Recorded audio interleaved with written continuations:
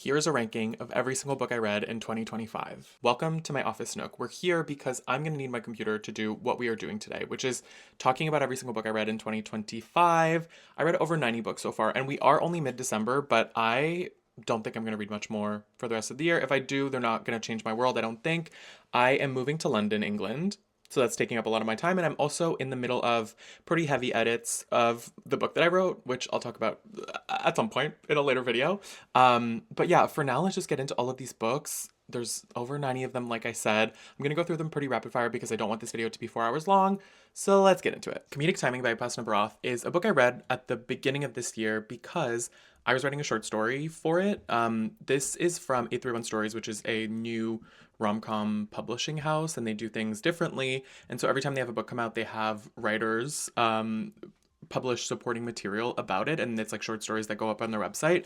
It's so cool to look at things that I did earlier this year, and so that's why I read this. And I wrote a short story about one of the gay side characters, but this is about a queer woman who moves from Chicago to New York, and it's about like this big change in her life, meeting someone as she's going through this transition. And also like, what is that? She meets a guy and she was dating a woman before, and it's like, what does that mean for her queerness? What does that mean for her identities? So interesting. The first entry into 831 that was queer, and I loved that. And so I was so happy to be able to write for it, or write something that was like around it and in its world. And yeah, I really enjoyed this. Annie John by Jamaica Kincaid is a book that I read because I wanted to read all of Jamaica Kincaid's books. I was going to dedicate my year to her. And I really enjoyed this. It's about a young girl growing up in Antigua. It's her coming of age. It's like a complex mother-daughter relationship. It has so many things that I really love, but Jamaica Kincaid doesn't have like great politics when it comes to Israel and Palestine. And so I didn't feel comfortable continuing to read all of her books. But unfortunately I did like love this, and I was really excited to read more from her. And because of her story, you would think that she would have better politics, but here we are. It is what it is. But yeah, I still did enjoy this. Drive Your Bones Over the Plow of the Dead. Drive your bones over the plow of the dead. By Olga Tokarczuk, translated by Antonia Lloyd-Jones, is so good. I have the Fitzcarraldo edition. I got it when I was in London at the end of last year. And I loved this book. It's so weird. It's a kooky, wintry story. It's like a literary thriller almost. It's about a woman who lives in a remote Polish village, and people around her in the village go and like they go missing or they die. And it just like unfurls from there. It's like layered like an onion. So fantastic. It says so much about the world. And I loved it. Wandering Stars by Tommy Orange I read because I loved There, which I read in 2024. And this is a follow-up to it. It starts in 1864 in the Sand Creek Massacre, and then it goes all the way to 2018-ish in Oakland, and it follows a bunch of different people and like vignettes from their lives, and they all have different relationships to their indigeneity, and it follows some of the same characters from there. So if you've read There, you have to read this. I loved both of those books, both of these books, and I just cannot say enough. I love his writing. He's just fantastic. Le Street Park by Gabrielle Chalette is a French book, but it's also bilingual because it's set in Montreal and there's some English in it. And it's about this thing that happened during the pandemic where a skate park was taken over or reclaimed by a bunch of queer people once a week. And the idea was that it would give a space for queer people in this like very not necessarily queer environment. And that reclamation made this writer sort of confront a lot of things in his life. It's sort of memoir. It's written in such a beautiful way. This is one of my favorite books from the year. I absolutely loved it. I devoured it. If you're queer, if you're from Montreal, you need to read this. There's no way around that. Hopefully it gets translated into English. His last book did. And I'm really hoping that happens because everyone should read this. Pink Slime by Fernando Trias, translated by Heather Cleary, is a creepy, eerie literary horror about this plague that is happening in this seaside town, and it's a woman dealing with loss in the middle of it, and herself and humanity. It's so interesting. It was really vibey, not very plot forward, but I still really enjoyed it. We Could Be Rats by Emily Austen is a book that was hard to read because it deals with someone wanting to take their own life, sort of, but then there's a twist in the middle that changes your perspective on the entire book so far. I really enjoyed this, and I love Emily Austen's dedication to writing weird queer women, and it's a hit every time. The Hour of the Star by Clarissa Spector, translated by Giovanni Pontiero, is so strange. It's like a tiny little sliver of a novel, and it's about well, the narrator hates women. He's like an awful person, and he sees this woman who he thinks is like so not worth his time, absolutely nothing.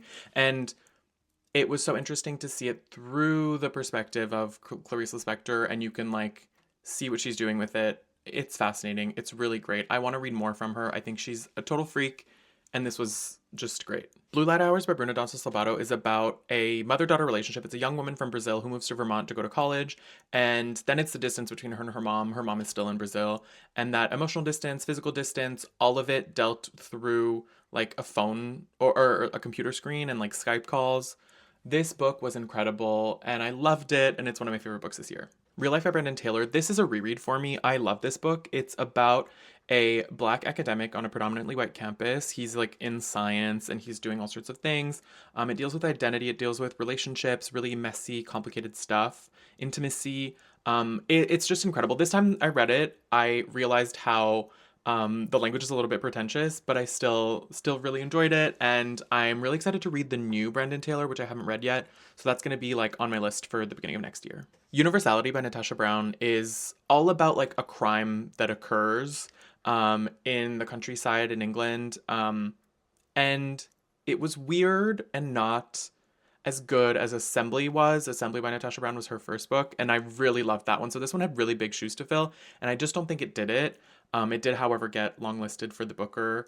So I mean, some people liked it. Nightcrawling by Layla Motley is about a 17-year-old girl who gets mixed up in sex work and the police force in Oakland and corruption and all sorts of things. It's incredible. It's written in a really like sharp and powerful way. And the author was so young when she wrote this. It's so impressive, and I really liked it. The White Book by Hong Kong is, or was my first Hong Kong that I read this year, and I really loved it. This is a rumination on the color white, loss, grief, love, life, family, all sorts of things. It's so weird. It's like Maggie Nelson-esque, and it's incredible. Don't Call Us Dead by Danette Smith is a poetry collection about having a black body, police brutality, HIV, all of these things. It's incredible. It's really powerful. Danette Smith is such a talent. Luster by Raven Leilani is another reread for me this year, and I really loved it. It's a book about a young woman who gets mixed up with a man who is married and then goes to live with him and his family. It's so weird. It's so strange, but it's really great. Like, there's so much tension. It's just a fantastic book. Poirot Fauve by Nastasia Martin I think has an English translation, but this is it's an autofiction about a woman who was studying remote Russia. She was like in remote Russia, and then she gets attacked by a bear and survives the attack. And it's about her healing from that experience, both physically and also emotionally, mentally, all of that. And it was so strange, but like wintry and really deep and interesting, and I liked it.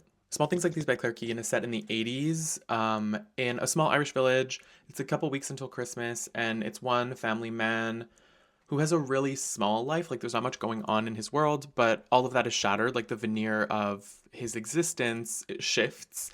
And it's really fascinating and really intimate and beautiful, and I really loved it. The Bee Sting by Paul Murray is 700 pages. It's really, really long. The longest book I read this year, but I really loved it. It's about an Irish family. It's the four of them, and it digs into each of their lives really deeply. And the way that he can like move from one character to the next and get them so right is so impressive. I really love this, and I think everyone should read it. Un monstre là derrière la porte by Gaël Bellem has an English translation. This is on the international Booker list this year, or maybe the year before.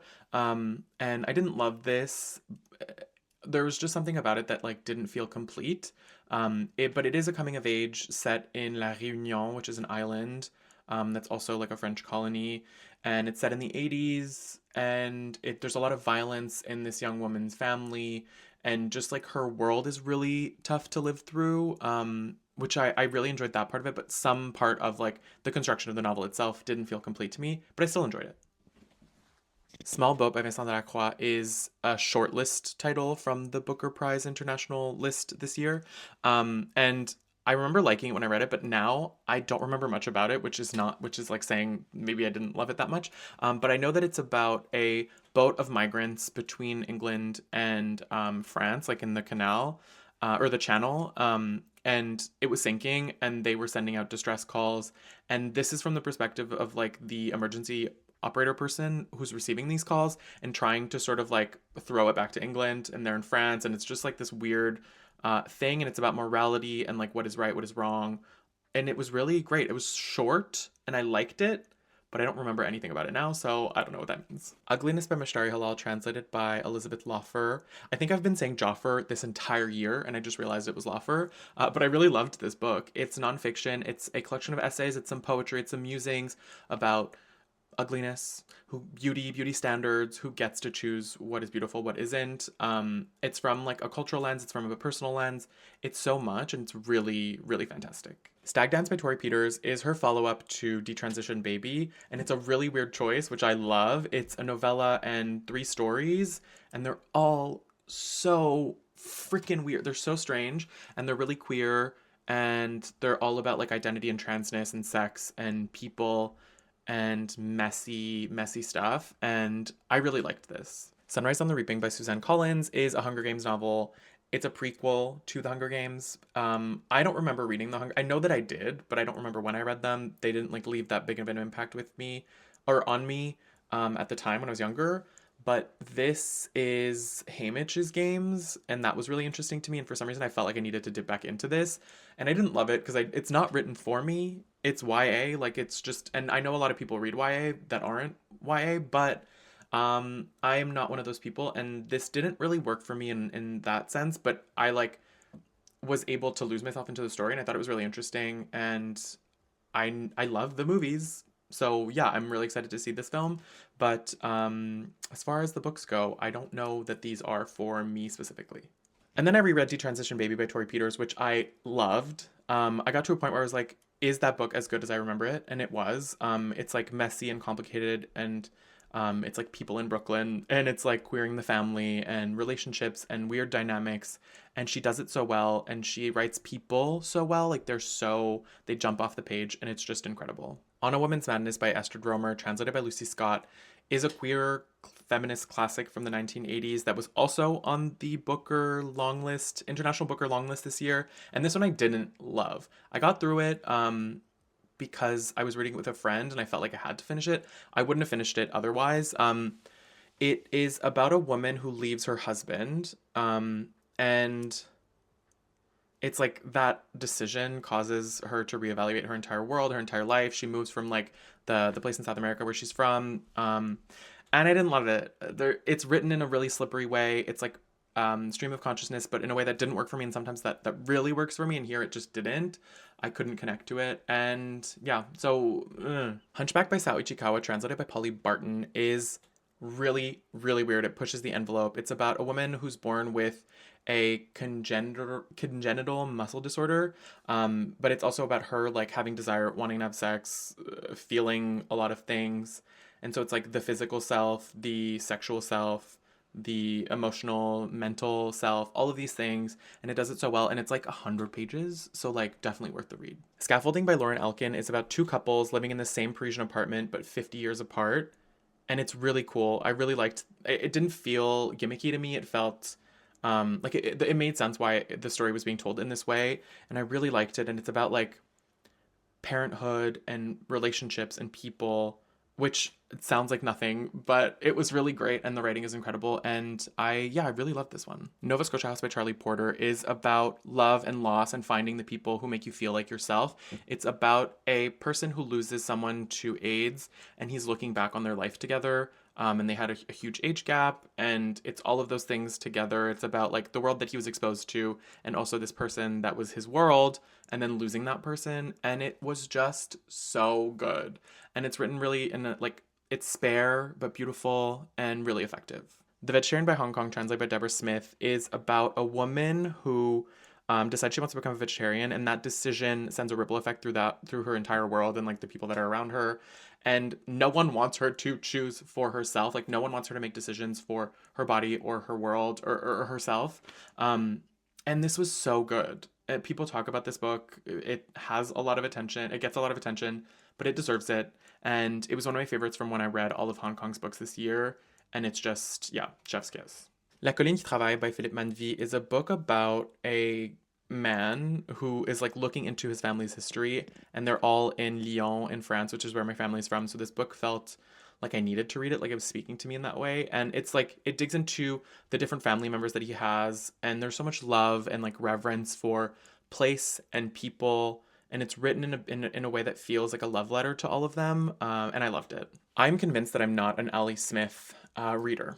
I tried to read the season series and I couldn't connect. I couldn't read it. The style just doesn't work for me. But I read Hotel World, which is five, I think, interconnected stories that are all linked to this event that happens at a hotel where someone is found dead.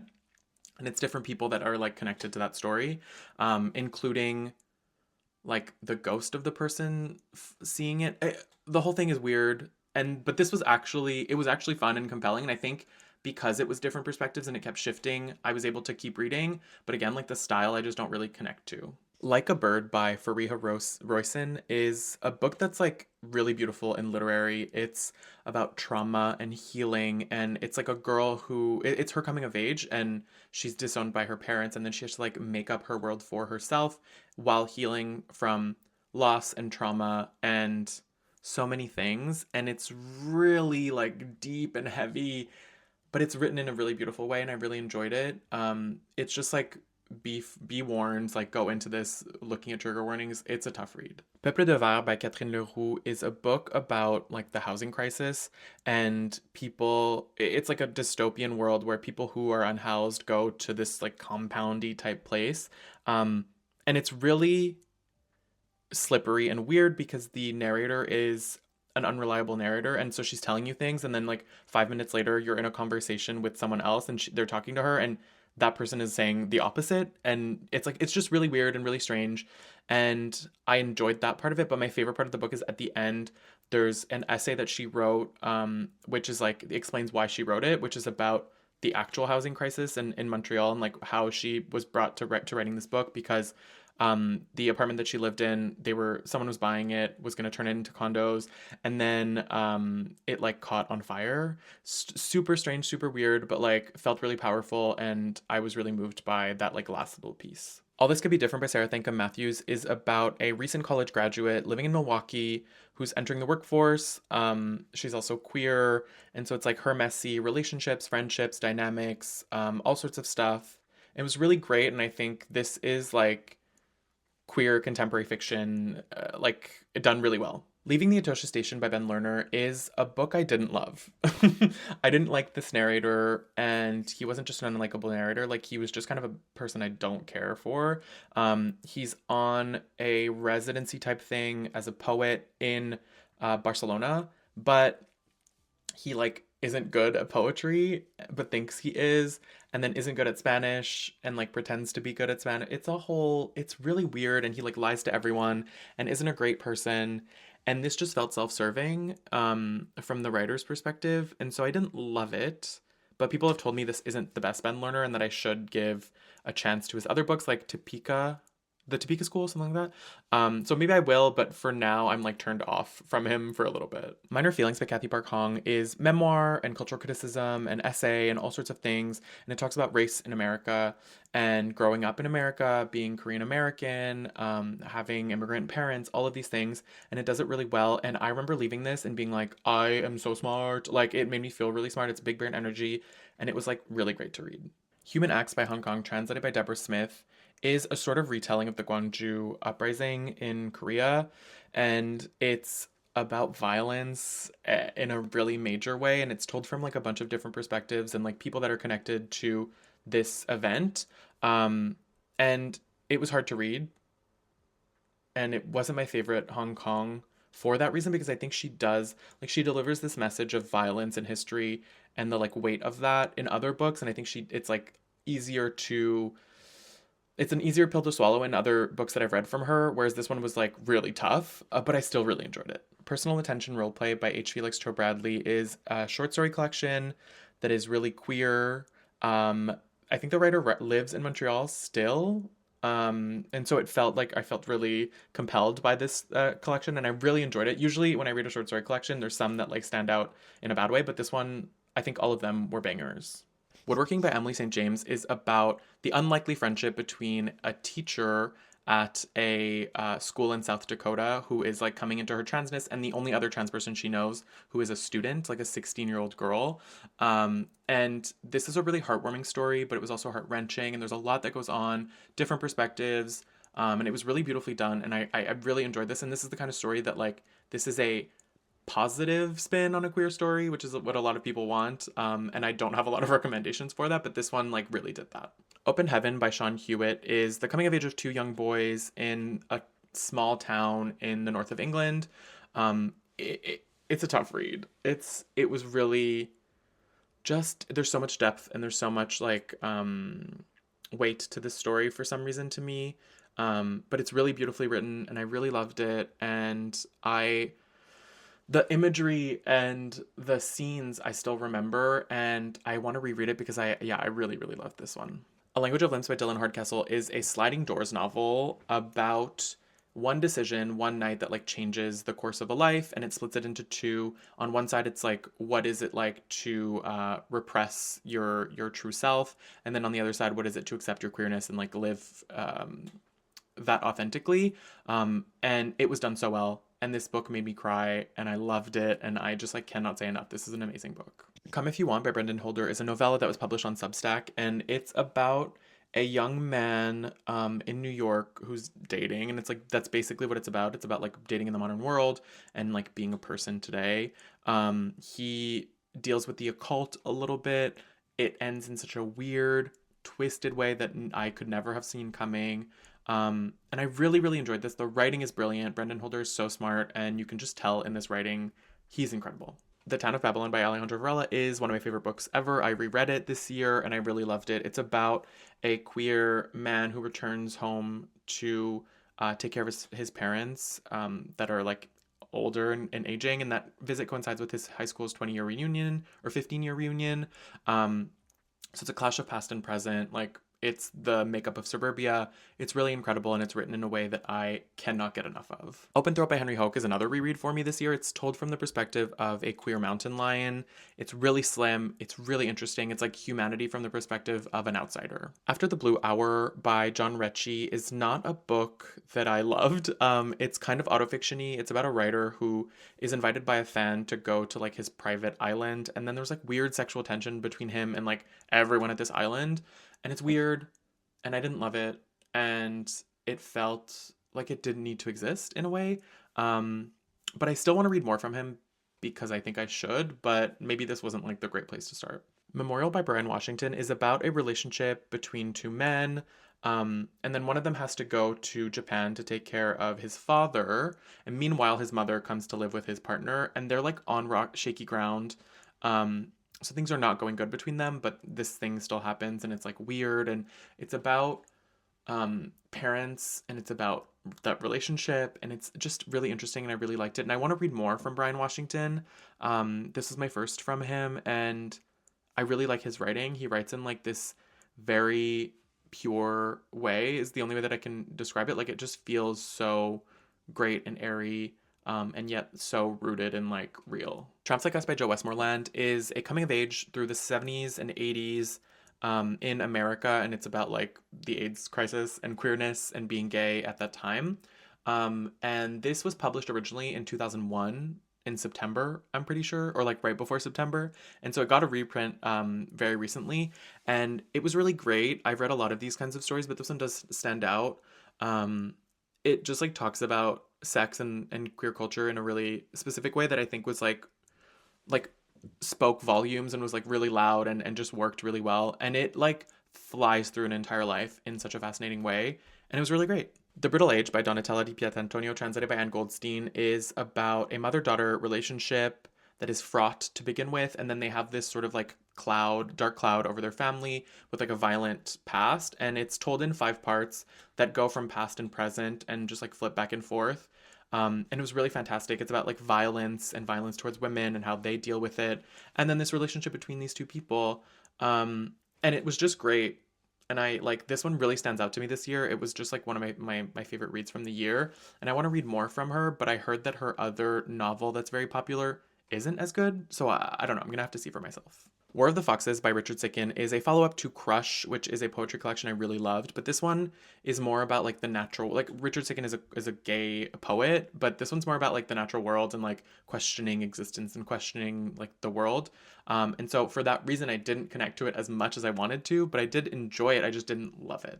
The Vet's Daughter by Barbara Commons is so good. And I want to read more from her. She's so weird. And this is like Weird Girl Lit. It's about a young girl who has a special ability and like people use it to their benefit and to her detriment. And it's really interesting. And I flew through this and I want to read more from her because, yeah, she is like Weird Girl Lit personified. And I think everything she writes is going to be like that. So I want to read more from her. Fox by Joyce Carol Oates is a really big book, and it's kind of a literary thriller, and it's about a beloved teacher at like this New England academy that turns up dead, and it's like the investigation around what happened and all of these people that are connected to him, and it was really great. Could have been shorter, to be honest, but I think I really like Joyce Carol Oates, and I want to read more from her and see if any of her other books speak to me. The Look Back Window by Kyle Dylan Hurst is a book about a young man that goes through something really traumatic when he's younger and abuse and sex trafficking. And then there's a point where, like, in the legal system, he was allowed to sue those people and he has a year to decide whether or not he wants to do it. And it's that year in his life. It's about trauma. It's like really jagged and sharp and feels really dangerous when you're reading it.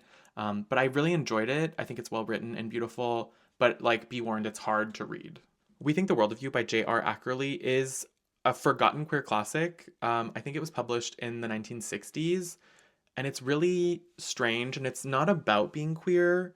The queerness is sort of just there. It's about a man who's like in love with this other guy who has a family, and then when that guy goes to jail, the guy who's like obsessed with him then has to take care of his dog, and it's kind of like that's the entire story. And then the guy who's in jail, his family like circles this guy, and it's like a whole thing, and like I don't know, it was kind of weird. I didn't love it, but like I enjoyed it. I just don't think it's like there's a reason it was forgotten, maybe because it doesn't really say much is kind of the whole thing. But yeah, so I wish it was saying more, but it was still good. My Death by Lisa Tuttle is such a freaky little book, and I really liked it. This is also like Weird Girl Lit vibes.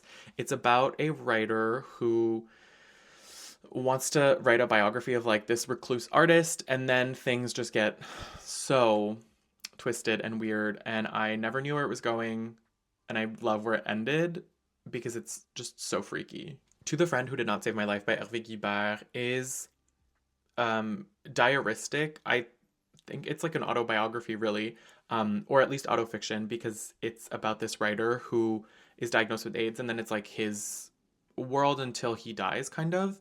And it's told from like a really medical perspective, and really like insightful details about like how that experience went. But it wasn't my favorite. And I've read other stories like this, so this didn't like really stand out in that way because I don't know, there was something sort of like missing. There was like a beating heart that was missing because all I felt was like the anguish and the pain and the anger, but in a way that I don't think like served the story or served the book. I don't know if that even makes sense, but yeah, I wish I liked this more than I actually did.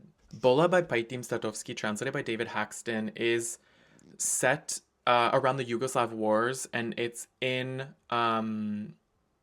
Albania, and it's about two men that like are on opposite sides but sort of fall in love. One of them has a family, and it's just sort of about that. And it was good. And I remember really being taken by this story, and I liked learning more about like this time in history in this specific place. So I did really enjoy it, but I think I want to read more from him because there's another book of his that I think I would like more, something like My Cat something. And yeah, but overall, like I did really enjoy this. Flesh by David Zaloy is the winner of the Booker this year, and I read it a really long time ago. And it's about this Hungarian man, and it's vignettes from his life that like build his entire world. And his relationships with women, his relationship to his mother, to parenthood, to class, all sorts of things, masculinity. It was really great. And I think if you haven't read it yet, like you should probably have an opinion of this for yourself.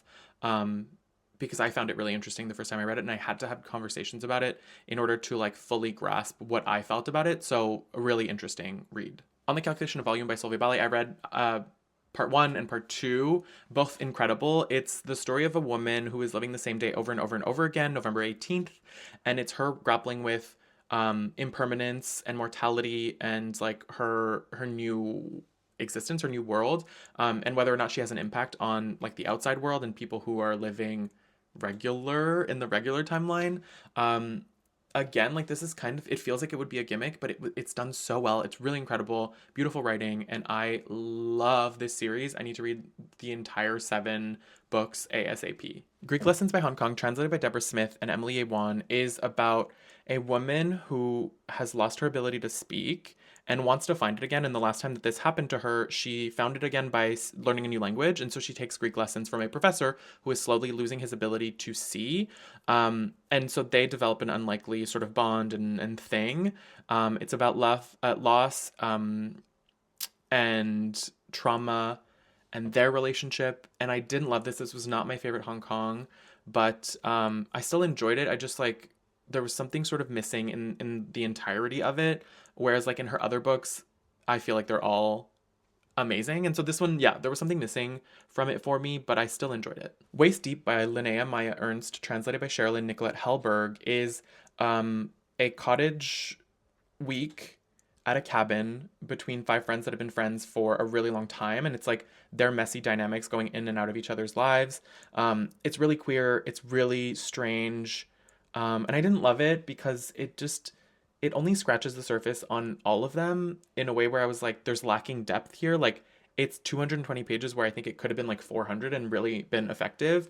So that's maybe why it didn't work as well for me, but I still enjoyed it. Abigail by Magda Szabo, translated by Len Brix, is about a young girl growing up during World War II, and she's the daughter of a general, and she's growing up in Hungary, and then she gets sent to a boarding school where it's like her entire world is put into question. She like has all these freedoms outside of it, and then she has rules, and like the people don't like her and they're not nice to her, and then like it's her growing up as the world outside of her, the school, is getting more serious. And that was a really interesting perspective, and I really loved it. And I think Magda Szabo is such an interesting writer and like writes so sharply and so good, and I want to read more from her because I really loved this one. Dead Girls by Selva Almada, translated by Annie McDermott, is nonfiction memoir-y type investigation. It's like the writer investigating 3 different crimes that happened in the 80s where small town teenage girls were murdered. And it's her talking about these cases, but then also talking about what it was like to investigate these cases. Really strange. I don't know that it like was as effective as I think the author intended it to be. I still enjoyed it. It's just like it didn't really hit as hard as I think it could have. I Remember Lights by Ben Ladouceur is a book about growing up or being gay in the 60s and 70s in Montreal, specifically in the 60s with Expo 67 as Montreal was stepping onto the world scene in a really big way. And then in the 70s with police raids that were happening in gay bars. Incredible. I really love this because I grew up in Montreal, and so I got to read a book about what it was like to be gay here, which I feel like I've read that about like New York and LA and like all of these places, but I haven't ever read it about Montreal. And so I really loved getting this perspective, and I enjoyed this book a lot. The Colony by Annika Norlin, translated by Alice E. Olson, is about a woman who's like a journalist, and she's sort of going on burnout, and then she goes to the middle of the woods and encounters a group of people who are living outside of like the normal type of life. And it's sort of culty and it's sort of weird, and those people, then the novel like digs into each of those people for like 100 pages each, and it was just like too scattered for me. I enjoyed it. I just like the bones were so great that I wish I loved it. Best Woman by Rose Damu is a beautiful rom-com, like 90s Julia Roberts style, about a girl who is the best woman in her brother's wedding. And then it's like a thing where she has like a crush on the maid of honor, and it's like a whole beautiful queer mess. And I really loved it. Herculean by Grace Byron is so strange because it's half like weird Brooklyn-y litfic-y and then half like body horror with like demonic possession. But it was really great, and I think it's like bold and daring and really cool, and yeah, I like this. The Starboard Sea by Amber Dermont is set in the 80s in a New England prep school, and it's about like a coming of age with class clash. privilege, sexuality, violence, like so many different things. This is great for anyone who has like a the secret history shaped hole in their world. I think this would kind of fill that, and it was really good. We Are Green and Trembling by Gabriela Cabezon Camara, translated by Robin Myers, is about a Basque nun that transitions into a war lieutenant during the Spanish conquest in the 17th century in Argentina. I had to read that because this book was so freaky deaky. It's queer and it's based on a true story, but it was so strange and hard to like hold on to anything in it. I didn't love it, but it, it's cool. It was cool. It just like wasn't everything I wanted it to be. The South by Tash Ah is a queer coming of age set in Malaysia in the 90s. And it's about a small town, uh, a boy who goes back to a small town, a young man who goes back to a small town to the farm that his mother inherits. And then the like farm manager's son and him have like a thing. And the setting was really interesting. The family dynamics were really interesting, but there wasn't like much more to it.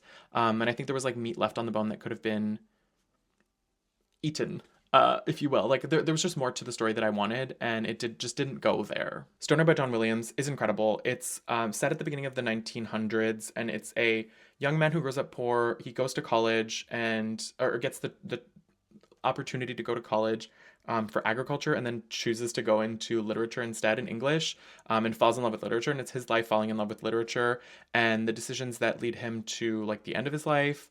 And this book is so quiet and intimate, and I didn't know that it affected me as much as it did. But when I finished it, I was like, okay, this was life changing. It's an incredible book. Heart the Lover by Lily King is a book about relationships and people. It's the first part is told from the perspective of sort of a love triangle in college. And then it's them 20 years later, those three people, 20 or 30 years later, when their lives are completely different and they're different people. And Lily King writes in a way that is incredible and reaches me so deeply. And her characters are so real and raw and like, wow. Bread of Angels by Patti Smith is her new memoir, and it is really great. She's a fantastic writer. She writes in a way that's like poetry, and it's just incredible. And it's her talking about her life from the start to now and then back again in a really beautiful, brilliant way, and I loved it. Perfection by Vincenzo Latronico, translated by Sophie Hughes, is sort of a satire, sort of like a thought exercise of like digital nomads and what those people are like, and it was really interesting. It's short, and so I think it really was effective and really worked because it's like it kind of feels like a caricature the whole time in a way that is meant to be like really relatable to a lot of people. And so it really works, but I think had it been longer, it would have been strange and like just would have stopped working at some point. But it hits the nail on the head perfectly, and I felt like attacked by this book. Iris and the Dead by Miranda Schreiber is incredible. It's from a small indie press here in Canada, and it's about a woman who's looking back on her life, her younger life, when she was going through a lot of mental health issues, and also coming out at the same time. Those things like are really linked for her. As she's dealing with depression, her younger self, she goes to a counselor, and that counselor is older, and then they have like an inappropriate relationship. I loved the way that it talks about desire, the way that it talks about like seeking commonality with someone as a queer person, a younger queer person, and this book was incredible. It reminded me of In the Dream House by Carmen Maria Machado, which is my favorite book. And so yeah, I hold this in high esteem and I loved it. Great Black Hope by Rob Franklin is a novel about a young black man who gets arrested for drug possession in the Hamptons right after his friend has just passed away. And this book has like two different tracks that it's on. And I think because of that, they were both fighting for like the main part of the book. And I think that did it a disservice. On one side, it's like the legal system, the justice, and all of that. And on the other side, it's the grief. And I think those were two books, or could have been two books. And I think that would have been more effective. But I still enjoyed it. I was like, it's hard to separate these things, or it's hard to bring these things together when they feel like they could be separate. And they were treated sort of separate. So yeah, it's like an interesting way to feel about it, but I liked it. Sorry I Keep Crying During Sex by Jesse James Rose is a memoir of it's a literary memoir. It's like really inventive, really different, really special, and it's Jesse grappling with trauma, healing from trauma, her gender journey, and also her grandfather slipping away to Alzheimer's. And it's written in the most beautiful, incredible way. She is so talented and sharp and smart, and the way she braids these things together and the way they all come together at the end is so masterful and beautiful, and I loved it. Hangs in Mind by Shirley Jackson is also like weird girl lit vibes. It's about a young girl who something really traumatic happens to her, and then she goes off to school and she's like an outsider, she's weird, and then she has a weird relationship with her peers and her teachers. And I liked this, and it was like Shirley Jackson is a horror genius, and the genius here for the horror is that it's in the mundane and it's in the daily life and in the like small things that have happened. And yeah, I really liked it. I want to read more from Shirley Jackson, and I don't know why this is the one I chose to read this year, but I liked it. Pew by Catherine Lacey is about a genderless, raceless person that is found in a small town in the American South.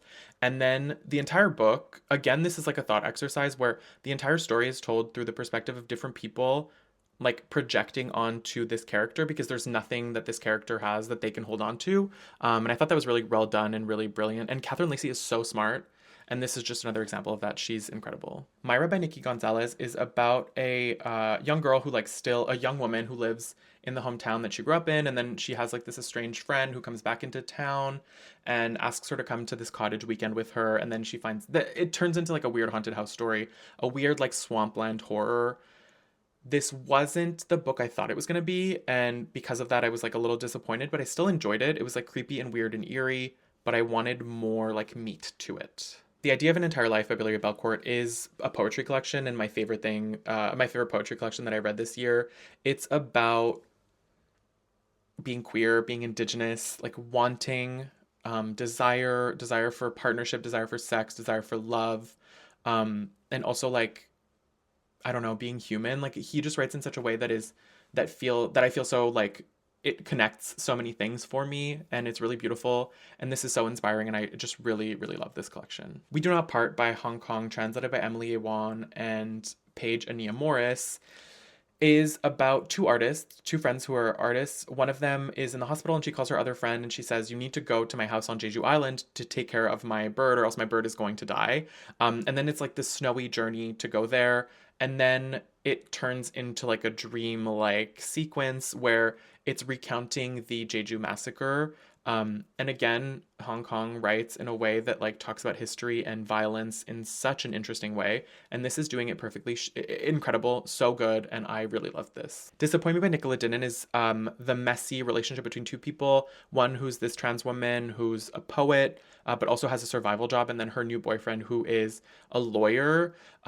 And it's told in two parts. It's like switching POV. His parts are his past, and his different relationships that he's had in the past, and then it's the present.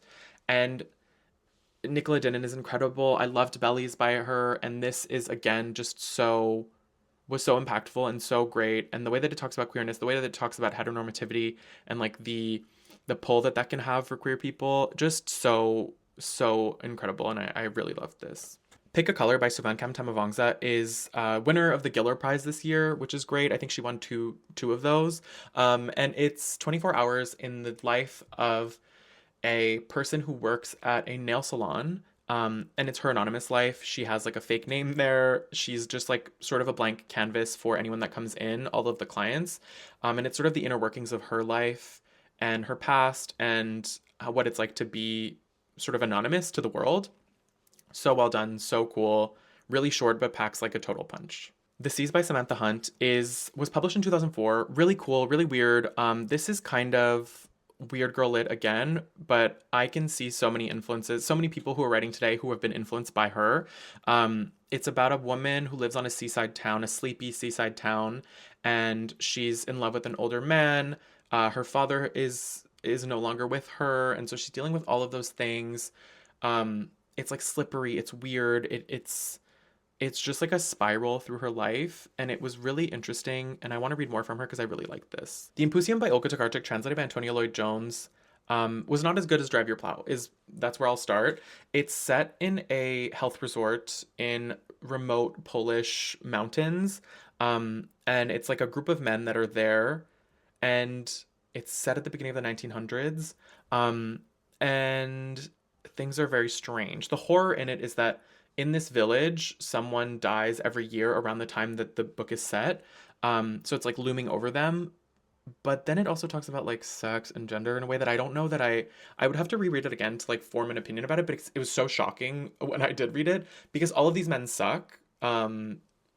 So yeah, it was kind of weird, and like I know the reason for it because at the end, in the acknowledgments, Olga Tokarczuk writes something, and it sort of like shifts your entire perspective on the book, which was really cool. But I think it's like all of her books, you need to read it a second time to get the full picture, and I think that's the case here. The Eyes of Gaza by Plessia Alahad is a diary of a journalist, a young woman who was living in Gaza at the time. In October 2023, when the genocide started happening, and so it's her with those first few days of being there, and it's really diaristic and it's really personal, and it's like harrowing and really hard to read. But I felt it felt important, and it's like impossible for me to say anything about this book that, like, there's nothing I can say. It's like her pouring her entire world into this, and it was just really impactful and great. The Wall by Marlene Haushofer, translated by Sean Whiteside, is a weird little novel about a woman who is isolated from the world by like an invisible wall while she's in a cabin in the middle of the mountains in Austria, I believe. And then it's her daily life, going through the daily life. It's like a little boring, it's a little mundane, and there's a wall that's like invisible. You know what I mean? And it's just her with like the cat and the dog and the cow. But it talks about like the world in a really interesting way, and the end was really really fantastic. And it's like short enough that I was able to be in it the whole time. And it's like, how do you stay in it when truly it's just her going about her days? Just it, you have to be a really talented writer. So it was great. Separate Rooms by Pier Vittorio Tandelli, translated by Simon Plaisance, is going to be a Luca Guadagnino film, which is why I read this. And it's about a man who's dealing with the loss of his partner, and then he starts traveling around, and it's like snippets of his world throughout. It's about grief, and it's about like being queer and being gay in Europe. um and it was really great, but it's like slippery and slow and weird and sad. Um, and I guess I don't know if I was in the mood for it, but or maybe I wasn't in the mood for it, which is my point. Because I think it would have hit harder had I been in the mood, but I still really enjoyed it. And I'm excited to see this movie. Un simple dîner by Cécile Tivy is a book about two couples in Paris, one dinner, one night when it's like really hot out. And it's like it was such an interesting thing because it's like I have been in those situations where you're at dinner with people, and for some reason dynamics that are happening like mirror onto you, and it tells you something about yourself. That's kind of how it felt. It was like these two couples are learning about themselves through like the little things that are happening with the other couple, but also within their partnership. Um, and so it's about all of these people and like their inner worlds, and their it's like small, intimate, weird little things that are happening, and like all of their lives shift that night. And yeah, I really liked this. This was cool. A Bright Ray of Darkness by Ethan Hawke is was really good. It's about an actor who's about to go and do his Broadway debut. He's a film actor, and then at the same time, his marriage is falling apart. His marriage to like this really cool rock star. And the way that this talks about acting and communal art creation and theater, like only an actor could have written this because it was so profound and affecting and cool, and I really loved that. That's what I was getting from it. Um, and I didn't think I would like this as much as I did, but I really enjoyed it. Those are all the books I read this year. I cannot believe I just talked about all of them. That's wild. But hey, it was fun to do. I would love to know what your favorite books were this year, so let me know in the comments. And if you have any questions about any of the ones that I talked about, I feel like I just didn't, I went through them pretty quickly because this would have been hours long if I didn't. So yeah, let me know. I'd love to chat about them in the comments. That's kind of it for now. I will see you soon. And as always, thanks for watching.